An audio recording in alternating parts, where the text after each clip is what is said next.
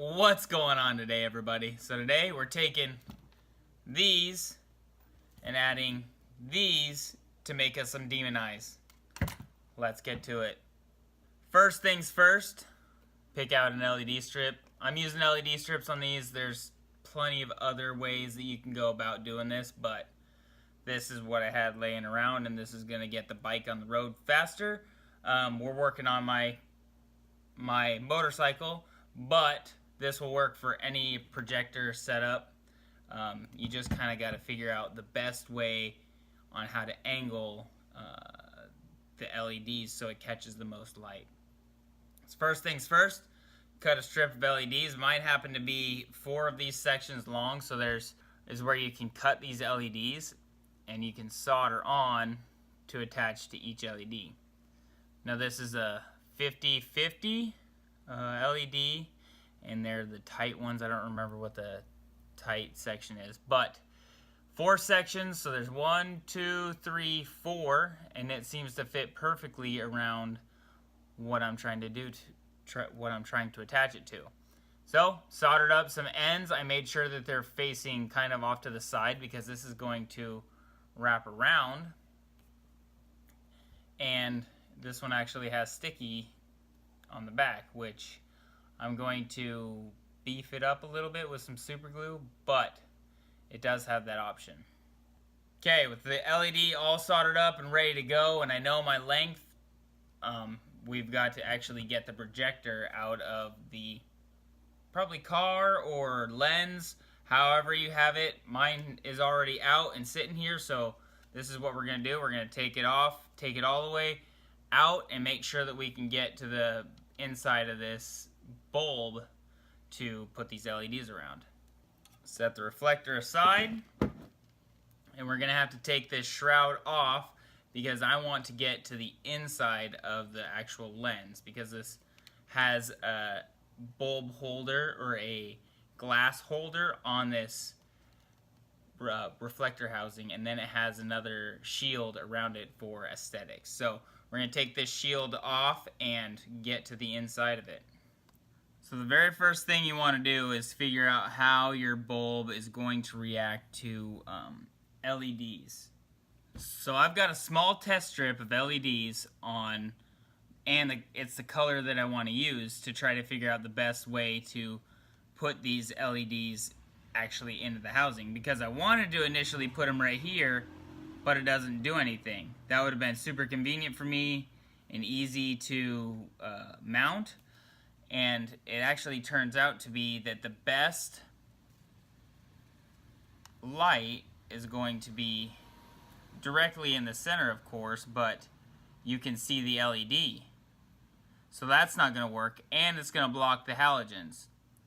So after messing around with it for a while, it turns out that going this way and shining it back into the housing made the best light source for it. It's not really going to show up on camera too well, but if I shine it back into the actual lens, it made it look a lot better. Now, there's several different places you can go, try to put it here, there, and see which one works the best. But I think that I found the best way that it's going to be. Yeah, that was not going to show up. I think I found the best way that it's going to be, and that's by actually putting the lights all the way around the inside of this lens. Now you can see that there's a definite color in the lens, and it will be different because there will be actually something behind here, so it has something for that light to bounce off of, because right now it doesn't have anything for the light to bounce off of, so it doesn't look right. But if you put something behind it, that's what you're actually looking for, is that solid color. If you really want to see what it looks like, you can take the whole assembly and put it up behind it, and that will give you what the actual housing will look like. And it definitely depends on which way you look at it, because if you look right there, you can actually see this metal piece right there in the light. See if I can get it again. There you can see the top of it. So it definitely depends on which way you're looking at it, but having it as a ring will help eliminate hot spots in it. So it's not just one spot where you can see it, you can actually see it all the way around. Now we know how our LEDs are going to go, and it's a lot of testing and seeing what works, seeing what doesn't, but definitely make sure you have something behind it or kind of mock up the housing behind it, because you definitely need something to shine that light off of to give it the proper glow that it's going to have. Now we got that figured out, and I think it's going to work for most projectors. If it does, please let me know.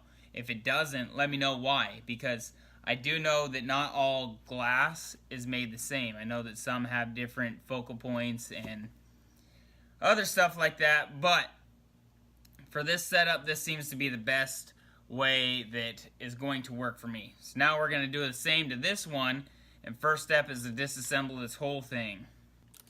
Now those 4 screws are out. This outer shroud will come off. We can set that aside, we won't need it. And now you can see how the projector and the lens actually will sit together. So the halogen bulb, the HID bulb, actually sits inside of here and doesn't protrude out past that because it's only going in that deep. So we know that that's not going to be an issue if we put it on this side of this shield. Now we'll just remove the bulb from the actual housing, get those two separated so we can actually work inside of this house or this bulb housing.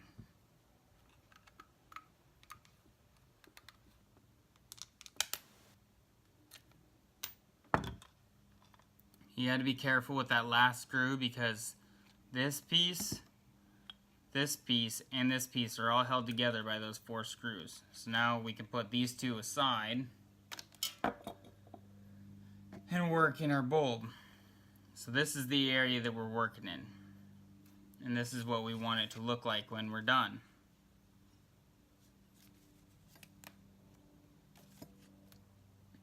So it's important to note that these aren't evenly spaced. You can tell that these 2 are closer together than these 2. That's because this motor for the high beam, the flipper, actually sits in here like this and gives you your cutoff. So since I have wires hanging out down here, I want my wires to come out at the bottom between the 2 that are closer together. Now that we know that, we've got a starting point. So we grab our LED strip and we're going to start laying our LED in from the 2 that are closer together. Since this sticky isn't that sticky and it's going to heat up and go through heat cycles, I'm going to aid it with a little bit of super glue.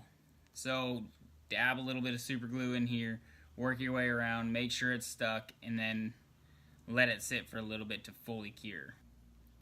Now we got everything all glued up, the glue set, both LEDs are inside. It's time to clean these lenses because now I went and I didn't have gloves on and there's fingerprints, you can't really tell. But there's fingerprints on the inside and the outside, so we're gonna clean it up really well because these are sealed units. They're going to be encased in the lenses. So we want them to be as clean as we can so that way there's nothing that's going to be flying around in there and causing it to get stuck and impede the beam. So we'll get to cleaning them and make sure that they're as clean as we can get it. Now we've got this whole thing sealed up. We've got our wires for the high beam switch and then our wires for the new demon eyes. So if we hook power up to these,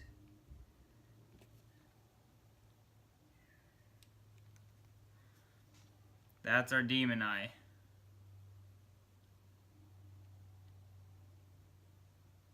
So these ones will be on all the time, and then the halogen should be able to the HID, excuse me, should be able to overpower this and make it white. But that's what you'll see going down the road. And there should be 2 of them. Turned out pretty good.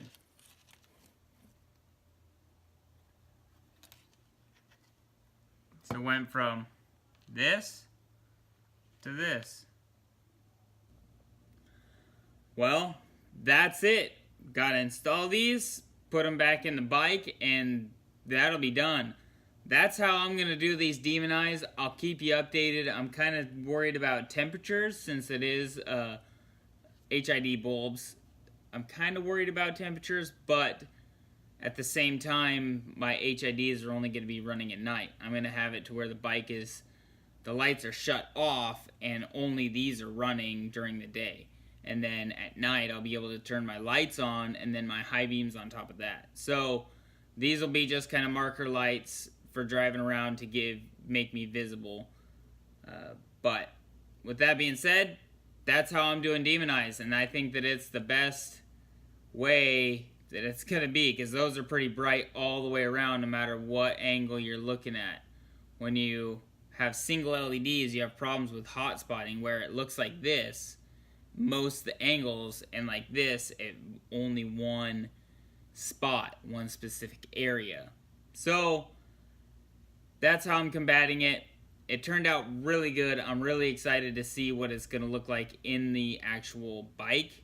And another plus is these vents are actually going to show up a little bit too. So they have light that will be let through these vents. Added bonus on the side. Anyways, that's how you do demon eyes. Well, that's how I'm doing demon eyes on the cheap with stuff that I already have. Some LED strips and my projectors. That's it. A little bit of wiring now to wire it to constant power, and that's it. You're done. Demon eyes complete. Leave a like on the video. Leave a comment down below. Do you like demon eyes? What color demon eyes do you have? I was thinking about doing the color shift ones, but I also wanted to get it done, and I only wanted orange, really. That being said, I'm going to get out of here. Enjoy the rest of your night, your day, whatever it is, and take it easy, everyone. Peace.